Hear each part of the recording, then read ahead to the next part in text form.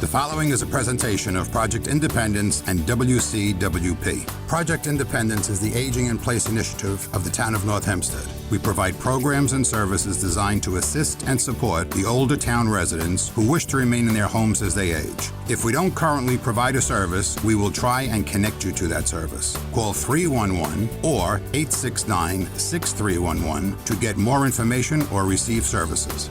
Welcome to Project Independence and You.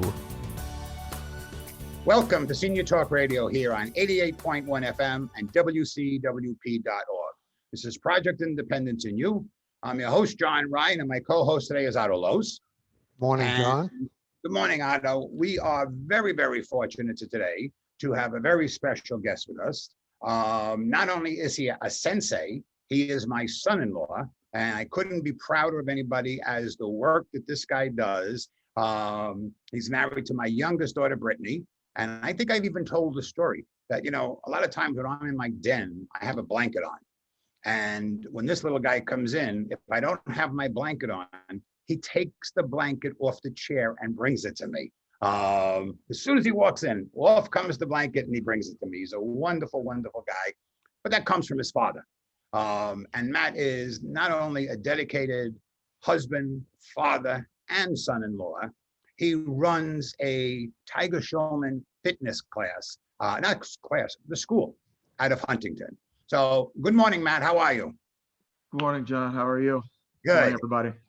And I see you're in your studio there. The conversation we have today is going to go all over the place. Otto's going to ask questions. I'm asking questions. But one of the things that I want to start with is, how did you get into this? I mean, it's not just physical training. It's also mental training. You have to really, it's a life coach almost. But go ahead, how'd you get in? So the story, and I'll just be as succinct as I can. I was swimming in college. I just missed the Olympic trials. I was a successful athlete. And once I stopped, I had an Olympic appetite still.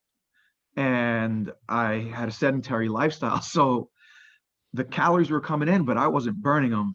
And my body started to change a lot, and I started to feel very different.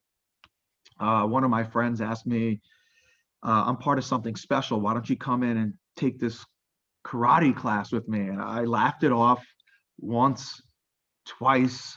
And on the third time, I'm like, Gus, if I come to this class, will you leave me alone? And I went in and I was blown away by the facility and just the charismatic nature. And then just the physical class. I know what it takes to be a top tier athlete. And I got a phenomenal workout from day one. And it was something that just really pulled me towards it. Super. That we talk about this often on the show. You have to own it. Okay. We don't like having people on who we interview that got a job because it pays $5,000 more than the one they really liked, and they hate getting up to go to work in the morning. Obviously, just from your introduction alone, you own what you do. You love what you do, which is so important because you're helping people. And we're going to touch a lot of stuff during this hour, but I want to, and this is we're not giving out anybody's names, but I read a text from you a while back from some woman who was very upset because she had a heart attack. I believe it was a heart attack. Yeah. Just go into that concept. I mean, I think your response and back and forth, it was just tremendous, and you shared it, so I know I can share it. Yeah, I'm very candid, and we take these things as a moment of pride, and it sounds counterintuitive when you're saying, oh, a heart attack could be seen as a good thing. Last year we had a fitness challenge, and I told everyone that 2020 was going to be your year. And in that time, COVID hit, and then she had a heart attack. And the doctor said that you probably should not have survived it. And what are you doing? And she said that I'm taking these classes. And he said, well, thank those classes, because that's the reason that your heart was strong enough to survive it. And she told me, I had a heart attack, but you said it was going to be my year. And I told her, without names, I'll say blank. Danielle, you know who you are. That you were able to finish out 2020. We got to be thankful for those things. And fitness allowed you to finish it out. So 2020 is your year, and you now have the option to have a successful 2021 because of your training. That is the mindset, which is very difficult to have, but she is an example, because if she was just sitting home having ring dings all day, then 2020 might have been her last year. Instead, she made the best. She took care of herself. We cannot change what's coming down the road. Hit by a car, heart attack, cancer, whatever it happens to be. But the better shape that you're in, both physically and mentally, the better equipped you are to deal with it. And that's what a school like yours does, but not just the school. And this is being very honest. You know, Matt is the sensei, which means he is the instructor, the guide, that's going to take you on this journey. And that's important, because it's not just going into any school. It's making sure that your guide on this journey has the abilities that Matt has. Okay, one, it's the desire, and two, it's the understanding of the body and the mind, and working things forward like that. If you're in agreement with what I'm saying. Yeah, I think it's about the experience and caring and loving for each student. You know, if I didn't have the care and love for her, and like I have for everybody, maybe if she missed a class and it was unnoticed, she'd be like, well, no big deal, I can miss the next one and the next one. But when people miss sessions, I'm on top of them. You know, if someone has weight loss goals, checking their fitness logs and what they're eating, what they're putting in their bodies, so that I can really help each individual person reach their goals. Students aren't a number, they're individual people in my school, and that makes us a family and a community. That's how we grow each other. And I say I'm always everyone's dad here, and it takes a village to raise children, no matter how old they are. So we're always here helping one another. You know, you said a magic, yeah, you said a magic word to me. We talk about the mental attitude and whatnot on this show quite often. And I think the magic word goals that you said, you have to have goals or a purpose. And when you get older, like we're talking theoretically, people from 60 to 100 in our grouping here.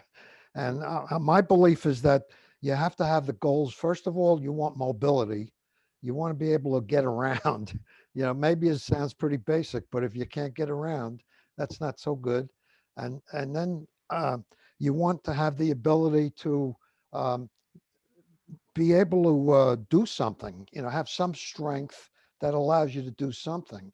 And I think people have to understand that this doesn't happen by osmosis. You have to work at it. You know, I don't think anybody's born, most people aren't, let's put it that way, where those kinds of things are automatic, like, you know, oh yeah, I can do that, no problem. I like to walk. I'm not a open conversation. I have not ever joined a gym, but I do some calisthenics, basic stuff. And some people need the discipline of having to go somewhere to do it, or it's not going to happen. So I guess my point is that seniors need to have some kind of target for what they want to get out of this whole thing.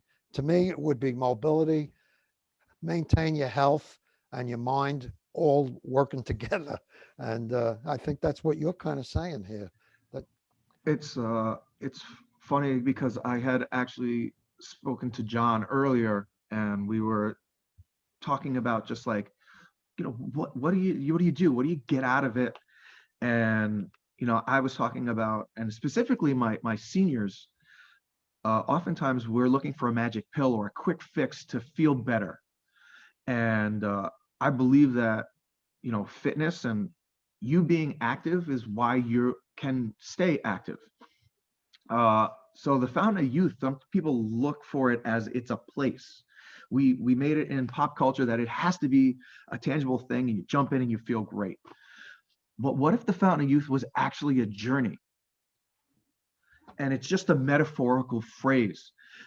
So the act of you doing something like you'd mentioned, you actually get that mobility back.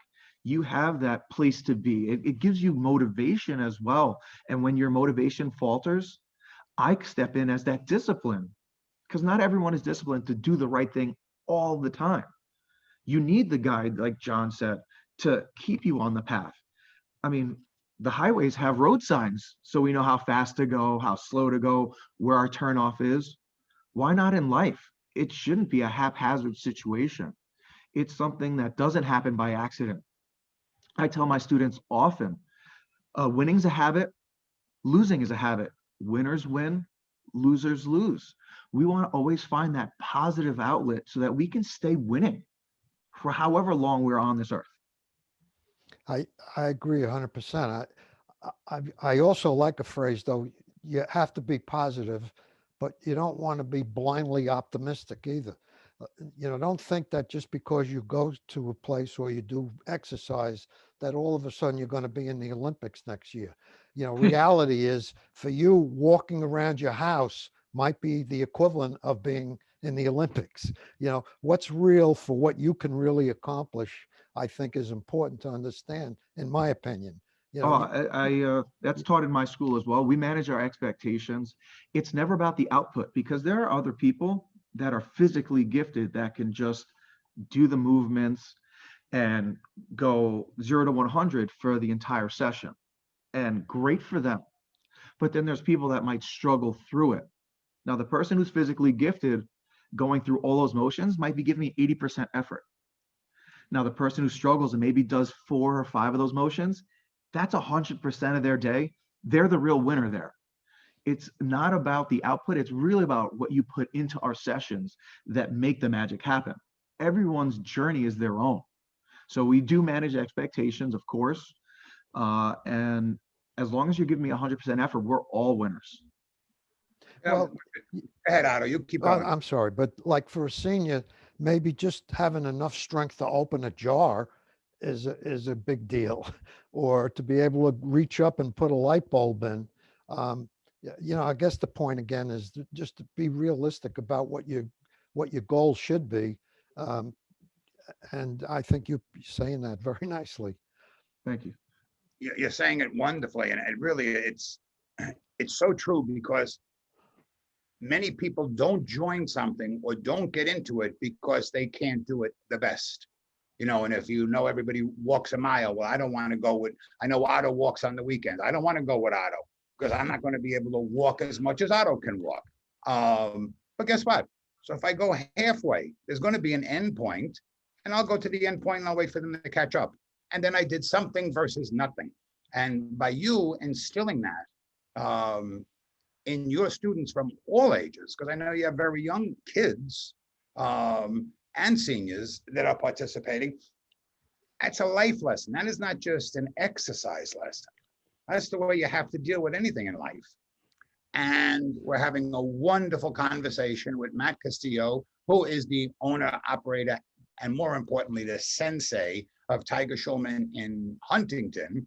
And one other thing that gives me bragging rights is not only is Matt my son-in-law, and this program is both on the radio and on TV, but Matt is also the father of my youngest grandson. And here's Tristan.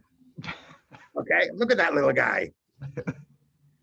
He's an athlete already, but I had to put it up there for everybody to see, which is also a plug to watch us on TV next week. Okay, I'm not stupid. What we're going to go into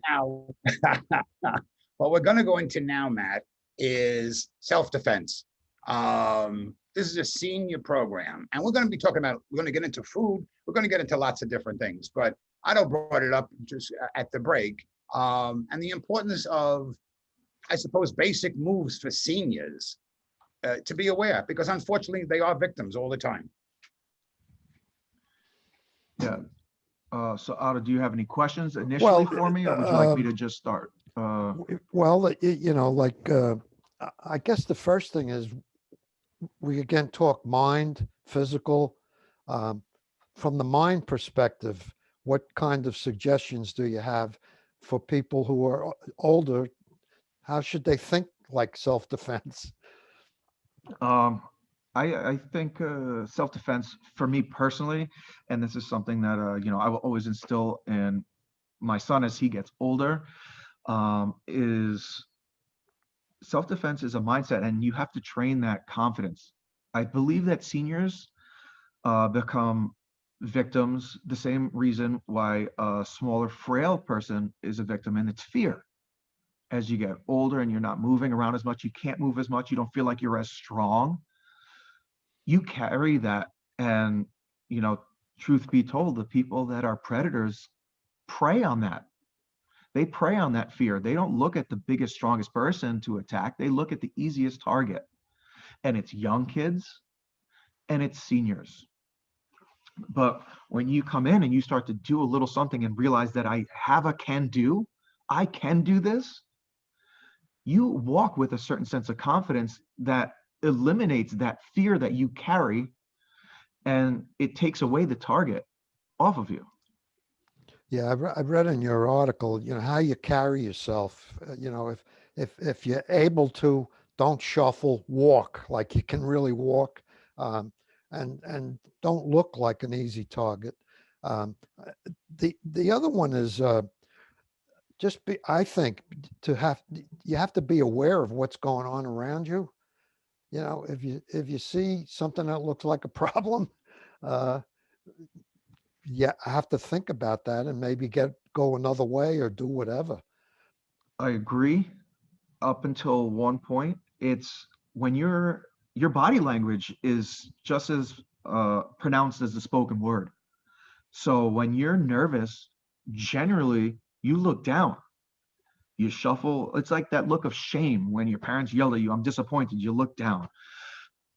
So if you're afraid, you just look away from it and you just shy away from the situation, like I'm turning away from the camera now. But if I looked head on, like I had no fear of the situation whatsoever, I could be aware of that person that's a little suspect across or on my side of the street on the other side, and I could cross early. If I'm seemingly afraid of everything, I'm trying to avoid everything, and all of a sudden, conflict is right in my face. Well, I grew up in Queens back when, right by Brooklyn, and I remember I lived there till I was about 32 years old. And I remember when I used to come home uh, in the dark, I would, back when people had newspapers, I would actually take the newspaper and roll the newspaper up and have it in my hand because there were incidents that happened, and that newspaper became like a weapon, because it's hard. It's harder than my fists, I can assure you.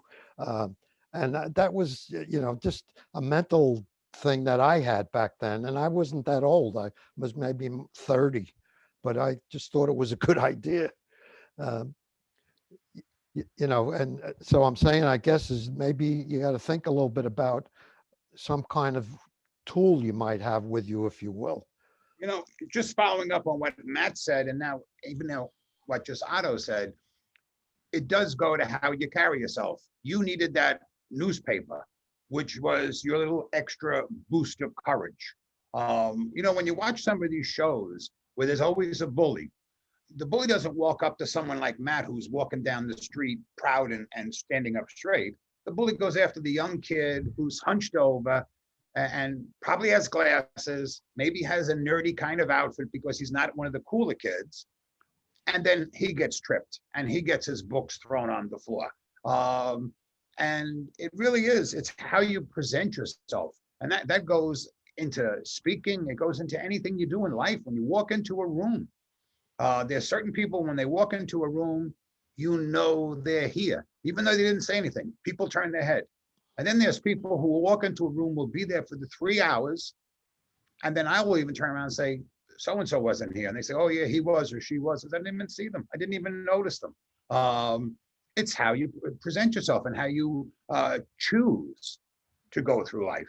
And it is a choice. And it's a tough one because, and I don't know what your opinion on this, Matt, is, but if you get bullied once, it doesn't mean you're going to wake up. You could very well be a victim for quite some time until you would go into a class like Matt runs, or somebody else comes along and mentors you and befriends you. But otherwise, it's your surroundings that made you that way, unfortunately, and you're going to stick that way. Your thoughts? Uh, it's something that I discuss with my younger students because bullying is a lot more prevalent in schools than it is in adult life. But don't ever for a second believe that it stops once you're out of school. People are workplace bullied all the time. I mean, people get into relationships and are bullied in their relationships. And that's because of a learned behavior. If you are a victim once and you allow it to happen, you might become a victim twice. So the bullies that are there in first grade are there in second grade, third grade, and they know exactly who to target. I always say, I'm like, bullies have a website and they talk to each other. And if you don't stand up for yourself, every bully is coming for you. And it might be difficult, but it's, again, we were just talking about the presentation of your person. And, yes, I teach martial arts, but I teach self-value. And when you value yourself, you carry yourself a certain way. You create certain boundaries, whether it's physical or verbal. And I think that's a very, very important thing that I do teach, that boundary setting. And it comes from the confidence, from the physical movements. It all starts to come in hand, and it becomes a wonderful experience. What I think is extra wonderful about Matt and his school is a person doesn't have to wait until they're 30, 40, 50 to figure out, this is what I've been doing all my life and this is why I get abused. The young guys and girls that are going to Matt's school are learning this at an early age. They're not learning to be bullies, and they're not learning to be nasty. They're learning to realize they matter. They matter to themselves first, and then they matter to other people in their lives. And as such, they have to respect themselves first. And if you respect yourself, then you move forward very nicely in the direction of your dreams, which is Ralph. Well, no, that's Henry David Thoreau, which is the most important thing you can do in your life. You don't want to always be looking over your shoulder unless you're doing bad things. That's a whole different story. That'll be another show someday. But you shouldn't be looking over your shoulder because you're doing the right thing and you're just intimidated because somebody, and even when you're talking about bullying, Matt, it's funny. There's bullying in the senior centers. I'm involved in Otto, you're involved in the senior center. There's bullying. It may not be the same. It's not going to be a punch in the nose, but there's certain women and certain men that are going to be staying away from certain tables because they've been abused in a different way, but they're still being abused. So it makes more sense for them to eat lunch either by themselves or in a different section of the room as not to be picked on. That's funny you bring that up because there's always certain amounts of seniors that are think they have a license to be obnoxious because they're seniors. They become I don't know if that's the right word, but they do become bullyish. They start abusing people who have like the person behind the counter at a delicatessen or who works in the COVID vaccine center. They start yelling at somebody like that who has absolutely zero control over the whole thing. And basically they are bullying. They're bullying people who they feel like they can have some power over. And I never really gave it a thought, but it is a form of bullying. Absolutely. Where you see bullying? You see bullying in the supermarket, not the supermarket, in the department store. When the woman who's going to be buying, or man, I'm not saying woman or man, buying something, talks down to the clerk that's trying to help them because they're below them and they're only making whatever they're making. So it's, what do you mean that? That's not the sweater. That's not cashmere. That's not, right. And as opposed to saying it's nice, but it's not what I'm looking for. They have an attitude. What do you need an attitude for? It's just, and you don't know why that person's working there. Nobody knows the other person's story, which is another sad thing. You got to take a few minutes to know the person before you should judge. And you shouldn't judge them anyway. But, one doesn't know the baggage that somebody's carrying with them on a daily basis. However, that doesn't give anybody the right to be mean either, Matt, right? I mean, just because you might be a younger person or whatever, doesn't give you, and no matter how tough your life is, you shouldn't be nasty to people in the first place. Everyone has their hurdles, their challenges, and I think martial arts is one of those struggle through things. And when you struggle through something and you get over it, I feel that you create that sense of empathy, and that creates the respect. When you don't feel a certain way, where you haven't maybe struggled in a while, that's where I feel like older people do get bitter, because they are not learning new things as much. They're set in their ways, which is always right. You can't teach an old dog new tricks, right? That's just that phrase. But younger people are always happier. I'm talking about babies. I'm talking about my son. He's learning how to speak. He's learning how to run. He's learning all that stuff. So he's excited about all of this learning that's in his life. What happens when we stop that learning?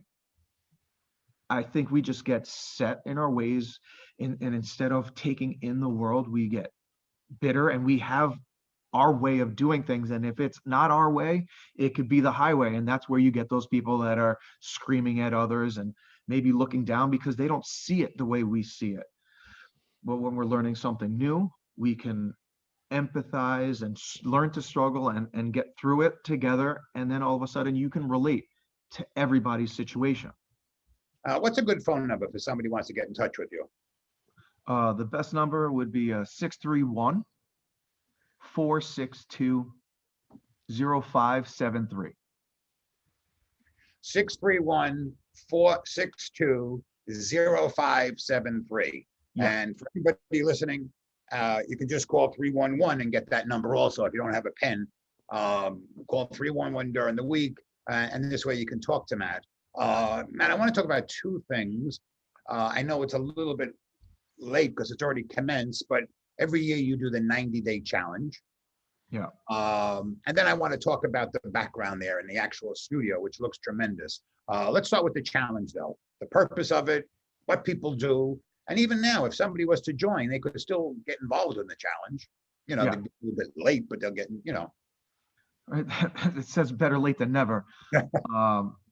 So the 90-day challenge is a fitness challenge. And in 90 days, we give you guys pretty much a guide of what proper foods to eat, how to actually shop in a supermarket, because that's like a skill in of itself. And then, we put you on a training regimen for those 90 days, and we start taking periodic photos of your body, and we track people's weights. Again, the photos can be just for you, but you periodically take them so that you can gauge yourself and your progress throughout a journey. Because during the first break, I think Otto was talking about goals, right? And we set those goals, and we made it very short term. And in the 90-day window, 13 weeks, that's it. And in that time, we take those photos, and we can start to see ourselves change in a short amount of time. Imagine what we do when we invest in ourselves long term. Right, that's why we put money in a savings account long term. We put money in a CD because we want to see a return on our investment. But what if the investment was ourselves, our health, our wellness? Training with us is investing in you. So we do this 90-day to really, really get excited about a short-term goal, and we do it as a group.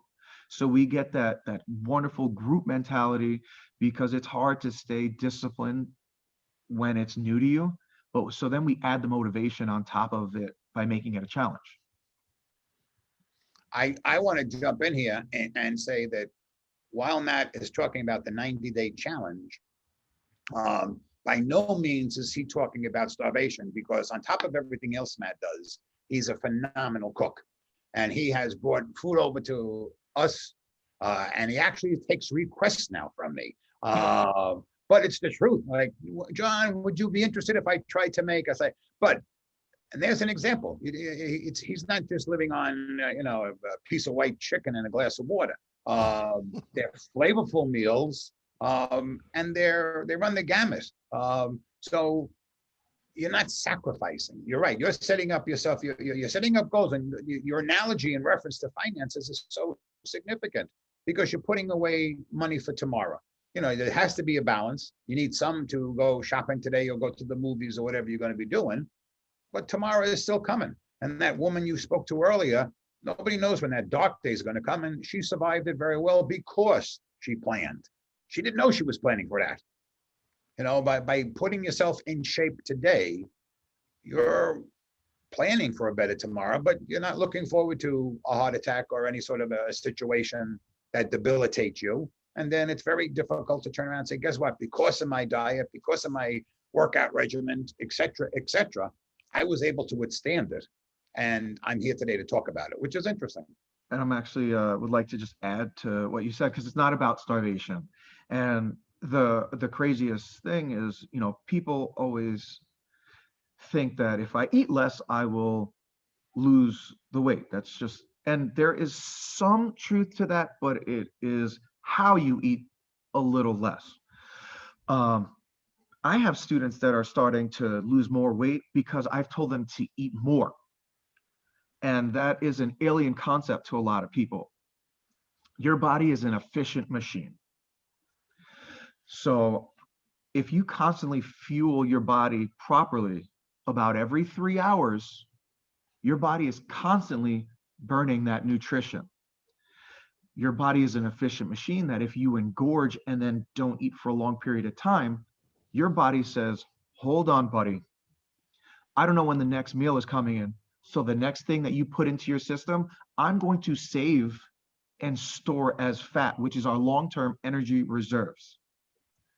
So you have to start training yourself to start eating smaller portions more frequently throughout the day, and you will actually start to see your body burning calories throughout the day.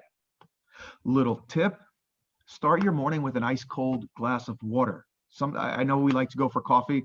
I'm a coffee enthusiast, so I'm never downplaying the value of coffee, but your body cannot digest cold water.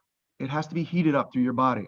So when you start your day with ice cold water, your metabolism has to heat up that water before it starts to go through your system. So you're already starting before you even eat. So you have that glass of water and then you go about your morning routine, and guess what? You've already kickstarted your metabolism. It's almost like auto start on your car.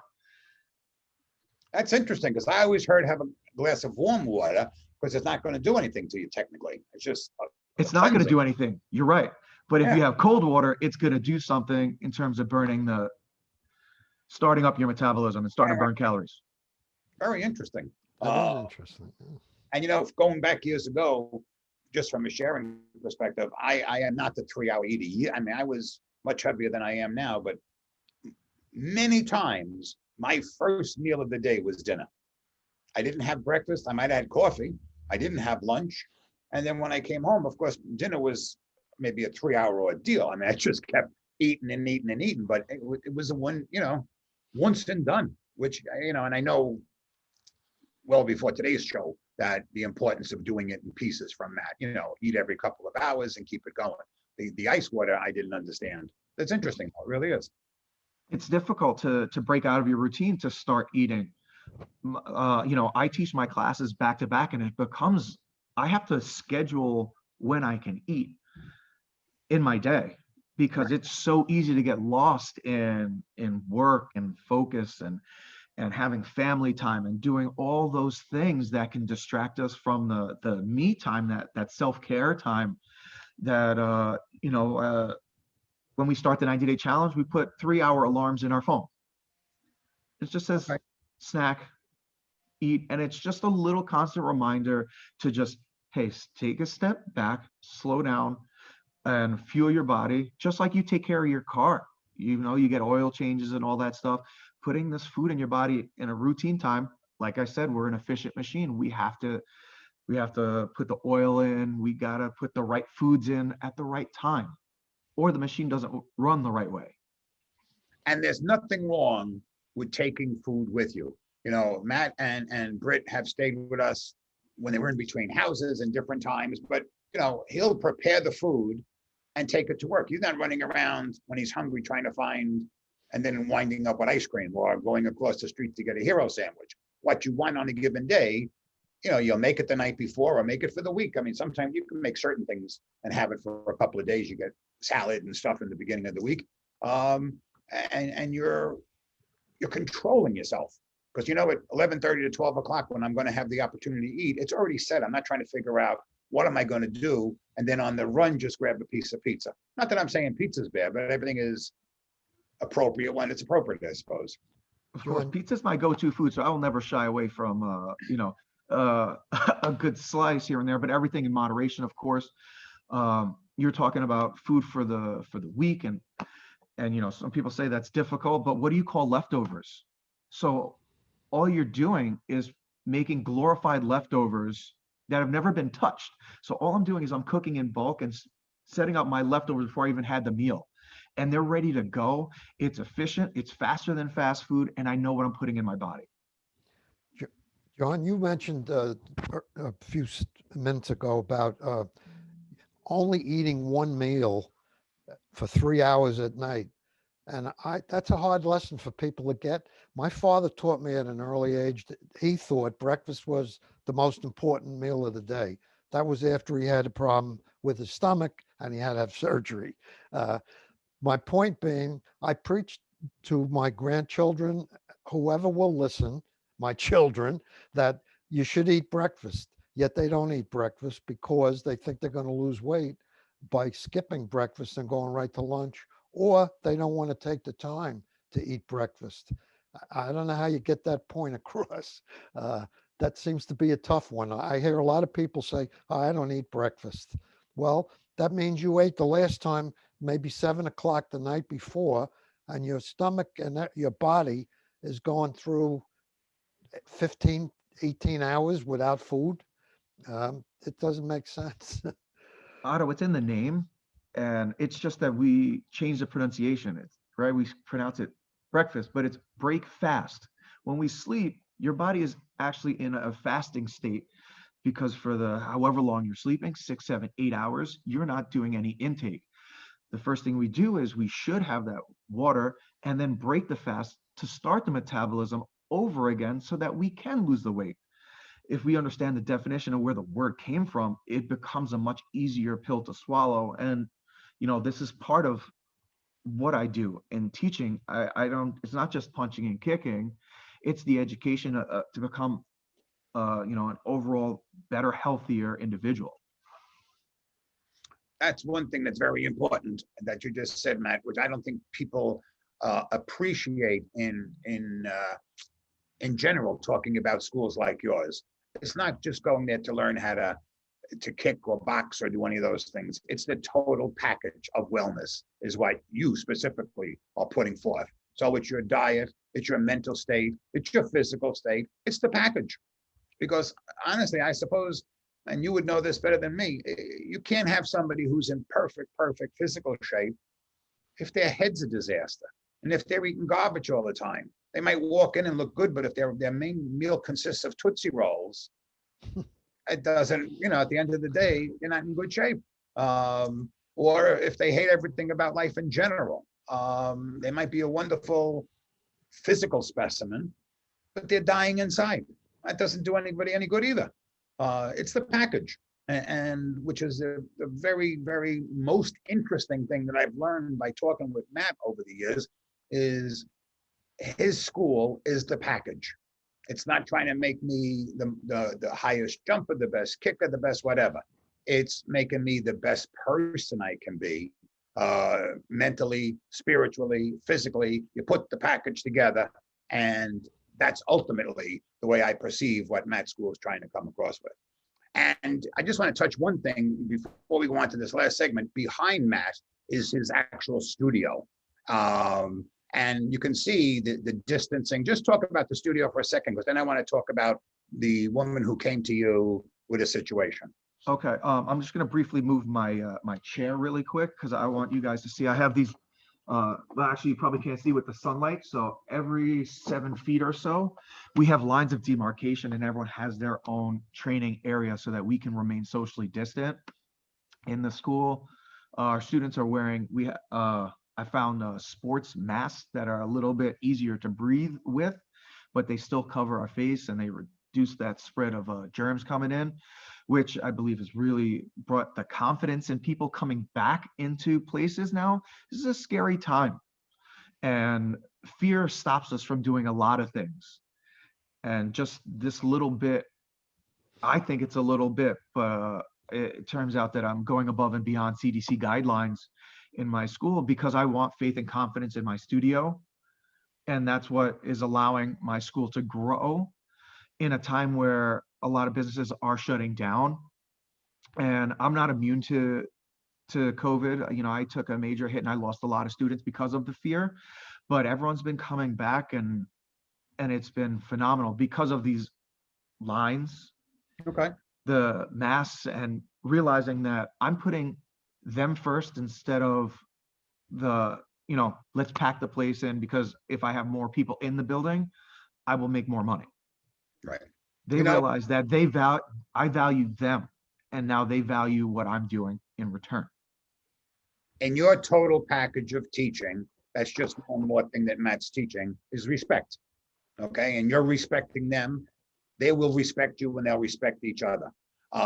You were going to share a story with us, which I really want to hear in reference to the mental component of exercising and feeling good about yourself.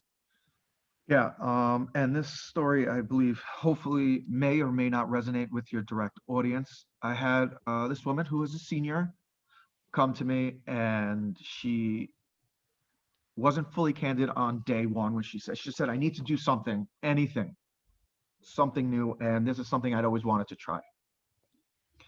And she was a little frantic, maybe even manic.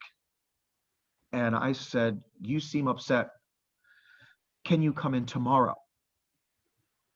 Absolutely, I need something in my life. She comes in, loves the class, loves the facility, and enrolls as a student here. And then 2 weeks later, she tells me about that day. She was having suicide thoughts. She had nothing to look forward to except for that class. Had my lights not been on and I'd left a few minutes early, I would not have had one of the most loyal, loving, caring students. This woman is phenomenal and brings me joy every time she's here. I always call her, she's my girl, because she's always trying to look out for our school and, to keep it completely anonymous. She got so much from finding purpose and finding a community and other people that loved her. She became an anonymous benefactor for a student that couldn't afford our program and paid it just in full. And she said, just the only thing I ask is that you never tell anyone it was me and never tell them that where it came from. And that's what makes me happy. Thank you for giving me this platform to do it. Wow. That's quite a story. You know, Christina Lou will be crying in the next segment, but we'll get to that later. And that really, no, that is, you know what? That's why you're on this show today. Because that's the difference. You make a difference in a person's life because it is you. It's not just a class that's being run by somebody who's in good physical shape. It's Matt Castillo, who was called Castillo on his wedding day, but that's a whole nother story. We're not going to go there now. But it's very true. And I'm giving that acknowledgement to you and anybody watching or listening this morning and watching during the week that, you know, when people like that connect, it's because that woman realized you were there to help her. She also was there to help you. And she has, but it's a tremendous, I mean, and that's life. At the end of the day, with all the junk that goes down, there's pieces of one's life, like you just told. That's a story you'll have forever. You know, you'll give it to Tristan, you'll give it to whoever's going to be in your life down the road. It's just a staggering story. It's one of those things that I put in my emotional jewelry box, you know, that's those nuggets. And, running martial arts studios, I'll never be a millionaire, but if I can touch 1 million lives, right, I can redefine what a millionaire is. And I get that true wealth of life. I can teach that the value of a human being. And it's something that I want to teach my son. And I try to inspire others hearing her story gives me the empathy, which helps in turn goes full circle to my students. I'll keep it clean because of the radios, but a river of gold and a river of crap flow downstream. So if I give a good message and I'm at the top of the mountain and all my students are listening to me, it's going to flow down, and that great message is going to pass on to my students, their families, so on and so forth. If I wasn't genuine and I was a phony and I said words and people were just scoffing at, oh, he said it again, that message also travels down and people make excuses and so on and so forth, and it goes down to their sphere of influence. So I genuinely care, and I think that that resonates in the school, and people just start to care themselves because of one good deed. Amazing. Otto, you had some questions? Well, yeah, This is great. as you know, I'm always into the mental part of things. And I'm really impressed by Matt's view on how calling it martial arts, it's really a form of exercise, whatever level you can handle, I think. But the mental aspect of getting older is is a serious thing. You go through life, and if you've been fortunate, you've had a good life. But as you get older, a lot of things happen between health, between family, people who die, people who are younger than you who die, friends. There's a lot of things that go on around you that if you let them drag you down, they could. And especially if you do not have any goals or purposes in mind. Like you pointed out, this young lady who comes to you with the goal that's her purpose.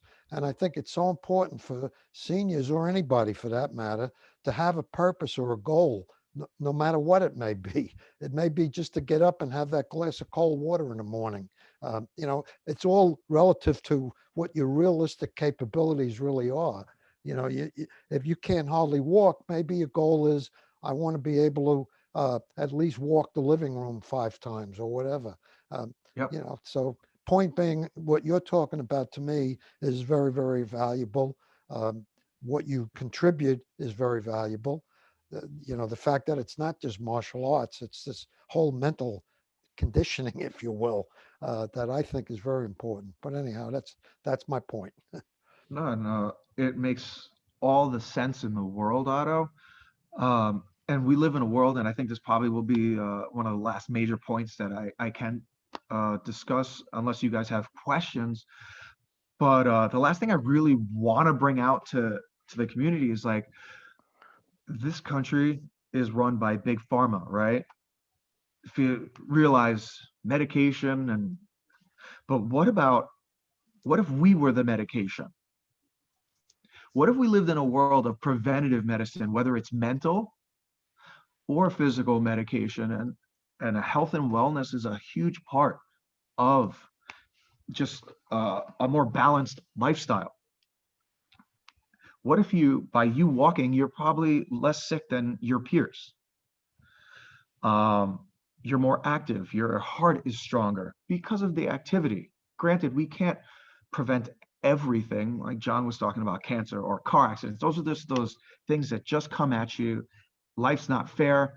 We deal with it as strongly and supportively as we can. But if we exercise and we strengthen our hearts, and we right now our classes have some impact. So there's impact on our bodies actually help retard the effects of osteoporosis. Bone degenerates when you stop using them. That's why kids can fall down and you're like, oh my God, but they pop right back up. Their bones are harder because they're jumping on the bed and tumbling. I'm not saying seniors start jumping on your bed and tumble, but if we start moving, our bones start getting a little bit stronger. Our joints start to lubricate themselves all over again. And now we have to see the doctor less for those aches and pains. Let's prevent those things by taking action now, not waiting for something bad to happen and take the pill. That's too easy. It's too concrete. And all it does is that pill blocks symptoms. It doesn't cure it. for the most part, and then the next set of symptoms come, and then you take the next pill, and all of a sudden we're walking around with those pill cases that are Monday, Tuesday, Wednesday, Thursday, Friday. Preventative Agreed. medicine is what I'm also teaching, which goes on with physical and mental wellness. I have nothing to say. That's pretty rare for me. I have to ask him, Go now, ahead. what is it like to have John as your father-in-law? Intimidating, let me tell you. Nah, he's No, making he's wonderful. You know, my family life before being married into the Ryans is let's just say rocky, to say the least. And you know, I had lost my dad at a very early age, and then having someone as supportive and loving as him is motivating for those days, because I get tired too, and maybe my work could suffer if I succumb to that tiredness. But then I get the motivation of having a family that I could help and provide for and be there for my son and my family. If I have the ability, I will always be there, which is why he mentioned I will always cook for him. That's my